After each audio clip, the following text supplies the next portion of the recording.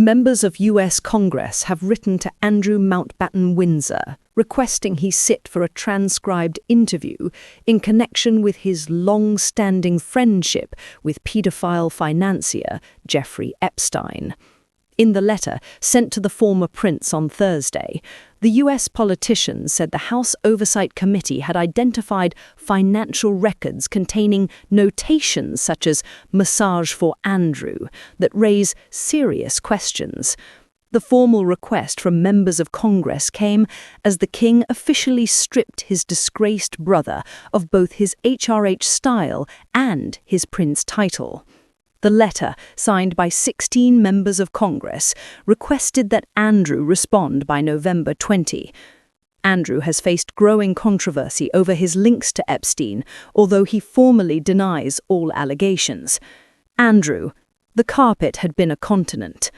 He placed the letter down, the paper trembling slightly under his fingertips. He had seen figures like this before, figures that once bowed, now hid behind formal correspondence. But letters had teeth when they were backed by a government whose appetite for answers had hardened into insistence. "We request that you respond by November 20, the letter read. That phrase stuck in his throat like a stone.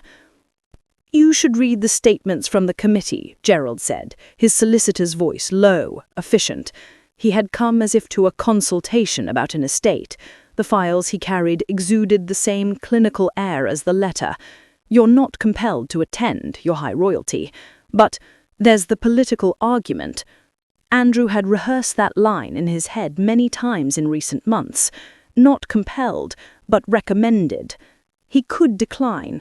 He could let the letter sit in a pile of official things that life had used to hide the unsayable.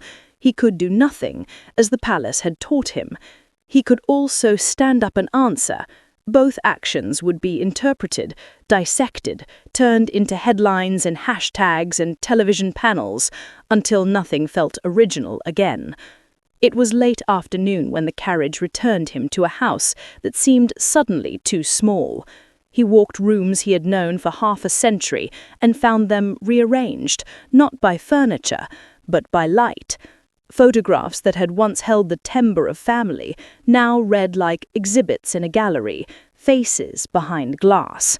He stood before one of a young man in uniform and felt only the slow, tidal pull of time.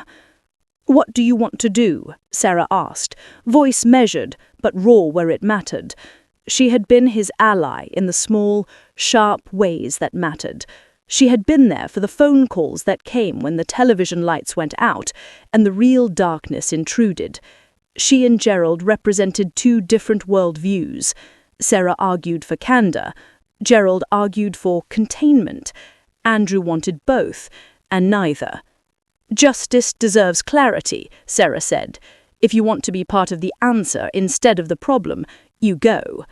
He imagined the room where the interview would be transcribed. A long table, lawyers at either side, a camera in the corner no one could be sure needed permission to exist. He imagined a transcript that would be quoted in perpetuity, short, clipped words turned into evidentiary icons. He thought of the phrase in the letter as "massage for Andrew," as something less than a sentence and more like a key opening a locked chest. Keys change the way things look. They teach you where doors have gone. Outside, the crowds had not yet gathered. Words still whispered inside the press rooms and the editorial columns, but the world would focus with machine precision when the date was set. He had been a man used to attention that admired him, to attention that rewarded. This attention pulsed with a different currency: suspicion. Night came with a thin, salt wind. Andrew slept poorly. He dreamed of rooms where the wallpaper peeled back to reveal more wallpaper, and within that wallpaper, tiny repeated notations, numbers, initials, cryptic shorthand. He woke and counted the breaths of the house, as if counting might turn the day into arithmetic. The first person to phone was a member of the clergy, soft-voiced and hushed, offering prayers and a language of absolution. The next was a lawyer from New York, brisk, accustomed to a different legal geography. "We'll help you prepare," the American said. "There are questions they will ask. We'll put together a chronology." The word chronology, Andrew realized, was a weapon shaped like a calendar. It made everything linear, inevitable, and numerated. He thought about the victims, the people whose names had been linked to Epstein's crimes and reporting that had never stopped reminding him of the scope of harm. The accounts in the papers had faces and ages and voices. He had avoided them. He had read a carefully curated portion of what the papers published, the bits that dealt with procedure and legalities, and he had shied from the rest. That avoidance felt like a private failing now, like a frayed thread. What was truth in a public life? There were facts he could not change, photographs, travelogues, receipts. They were memories that belonged to others. There were denials he'd been taught to deliver with a steady face. He rehearsed them out loud, then in his head. "I categorically deny any wrongdoing." The sentence felt like an amphitheater. It expanded and echoed in ways he could not fully map. A day later, the palace issued a statement that was short and stylistically precise. The king had decided to strip his brother of his HRH style and his prince title. The sentence was a blade with two edges. It sliced away an identity that had once been taken for granted. The world called it a humiliation, a rebuke. In the House, it read like a final accounting of status. Andrew felt the title fall away like a garment he had worn so long he had forgotten what lay underneath. The committee's letter became a key point in every late-night commentary. Pundits argued about jurisdiction and decorum. Some called the request overreach, a political spectacle. Others called it overdue insistence. The House Oversight Committee's interest in notations such as "massage for Andrew" became a motif, repeated on television like a drumbeat. It was shorthand for a larger question.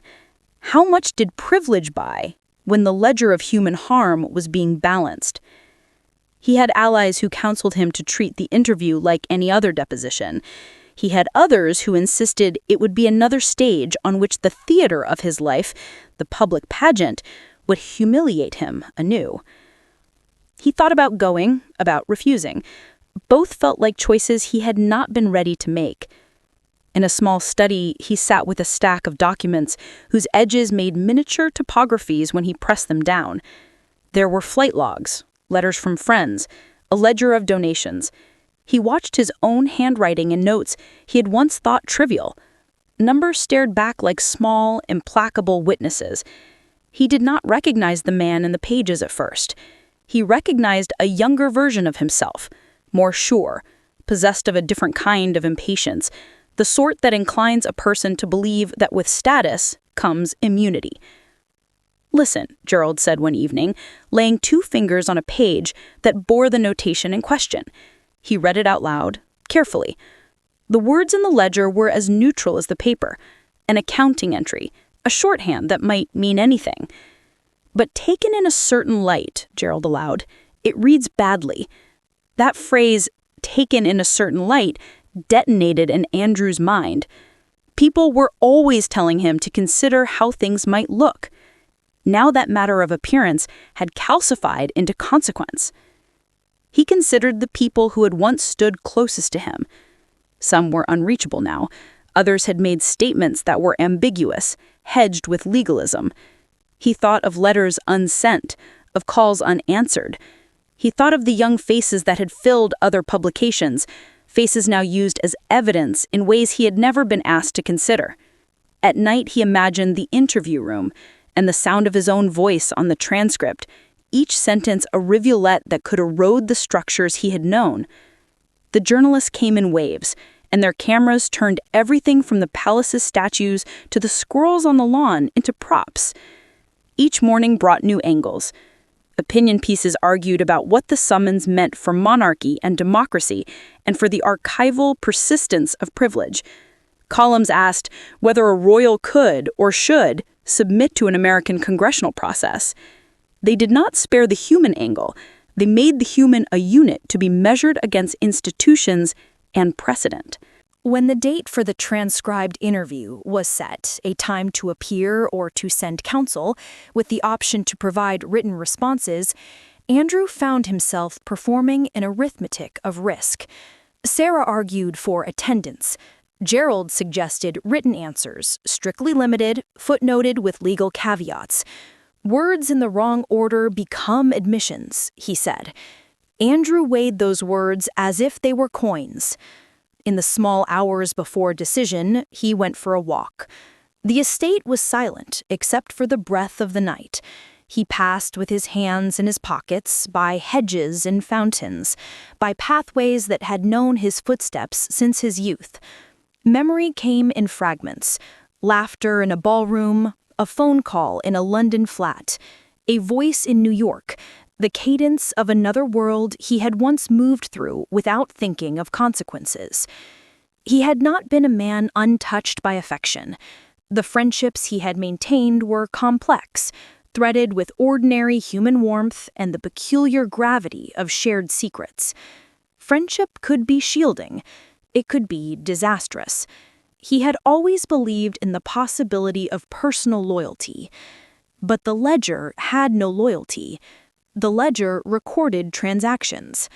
In the age of paper and pixels, transactions reached outward and could no longer be contained within the private.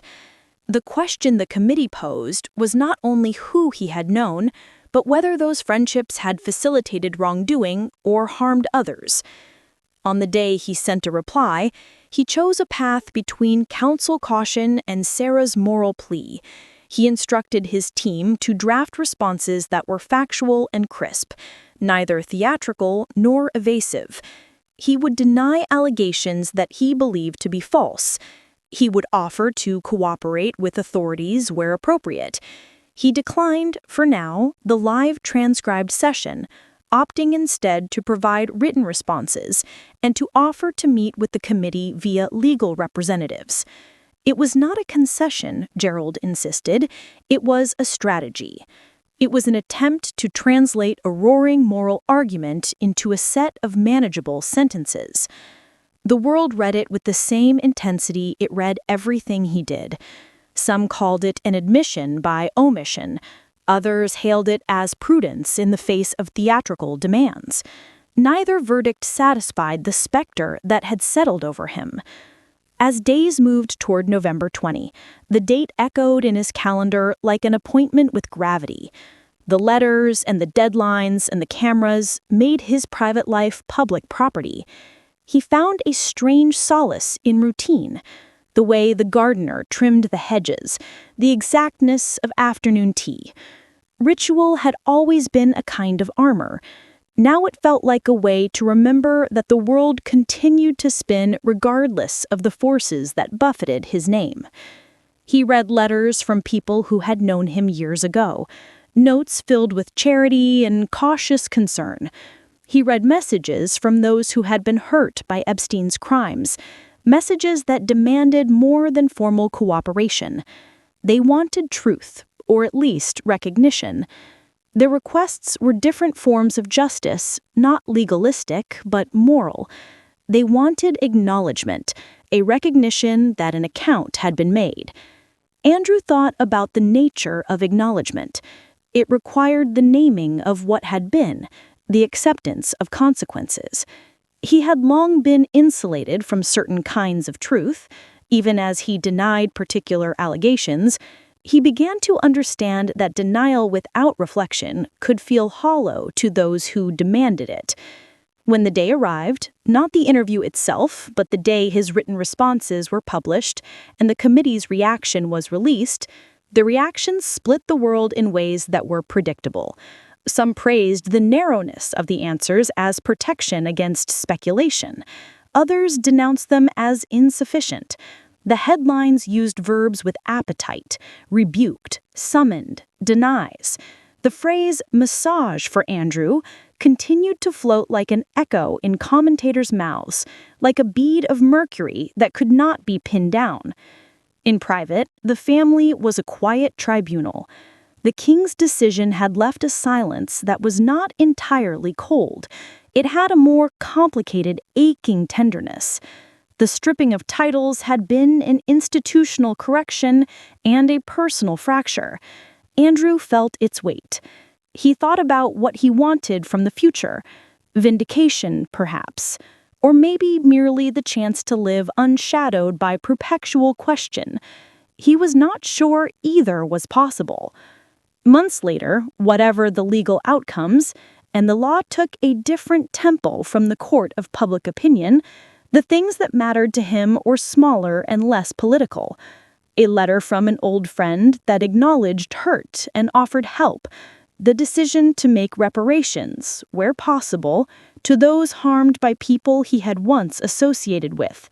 An effort to listen without preemptive defense. Privilege, he realized, had been a currency that insulated him from consequences, but had not made him immune to conscience.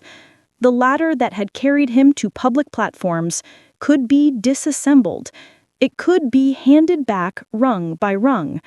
How you handled the rebuilding was a story the press could never fully narrate for you. He never forgot the press conferences or the late-night commentaries. The memory of headlines lingered like scent. But in quieter rooms, he began to learn the hard arithmetic of apology and repair, of listening in action.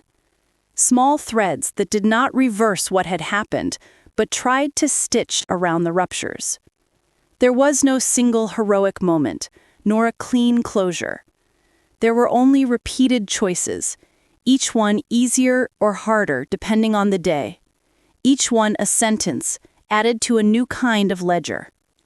In the end, the transcribed interview, whether given in person or through counsel, would become one document among many. It would be read and quoted and interpreted. People would extract from it what they already believed. But the real work of a life, of accountability and repair, would be quieter, less headline-friendly, and perhaps more necessary. Andrew placed his hand on an old photograph one evening, a smile frozen, a face younger in its certainties. He thought of the ways history keeps score, in documents, in impressions, in the lives it touches. He understood now that a name could be a burden as well as an honor. How he met that burden would become the story that in time mattered more than any single news cycle.